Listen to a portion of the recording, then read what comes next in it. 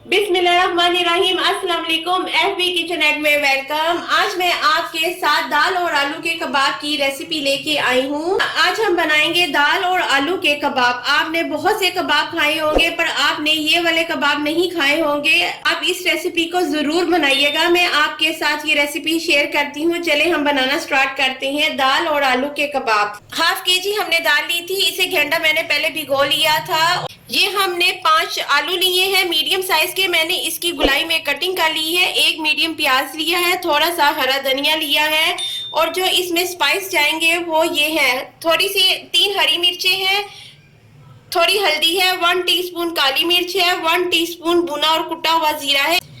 इससे जो दाल और आलू के कबाब है उससे इसका टेस्ट बहुत अच्छा आएगा भुने हुए कुटे हुए जीरे से। हाफ टी स्पून कुटी हुई लाल मिर्च है, 1 टेबलस्पून गरम मसाला है, 1 टेबलस्पून नमक है और 1 टेबलस्पून जो है वो पिसा हुआ धनिया है। हम इसमें कोई भी खड़ा मसाला नहीं डाल रहे, इसमें हम पिसे हुए मसाले मिक्स करेंगे।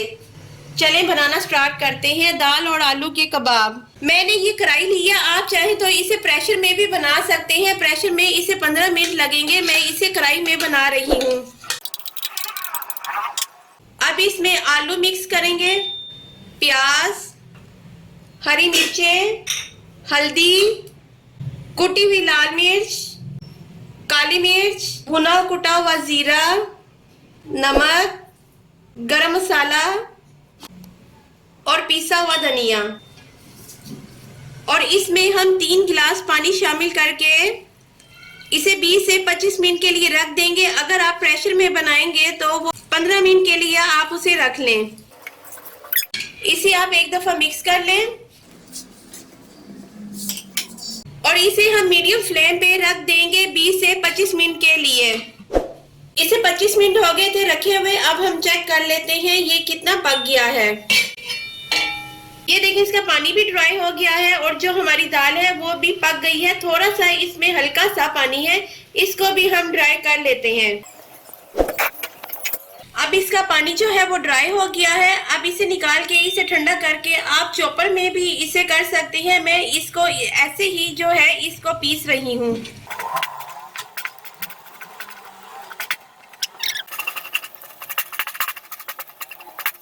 जी हमने इसे मिक्स कर लिया है। अब इसमें हम जो है वो हरा धनिया थोड़ा सा शामिल करेंगे और फिर हम इसे मिक्स कर लेंगे अच्छे से।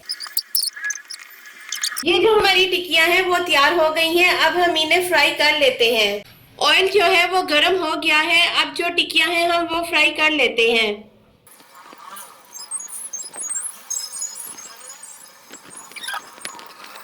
अब हम इसकी साइड चेंज कर लेते हैं, इसे लाइट ब्राउन कर लेते हैं। जब तक ये लाइट ब्राउन होते हैं तब तक आप मेरे चैनल को सब्सक्राइब कर लें, लाइक और शेयर करना मत भूलिएगा।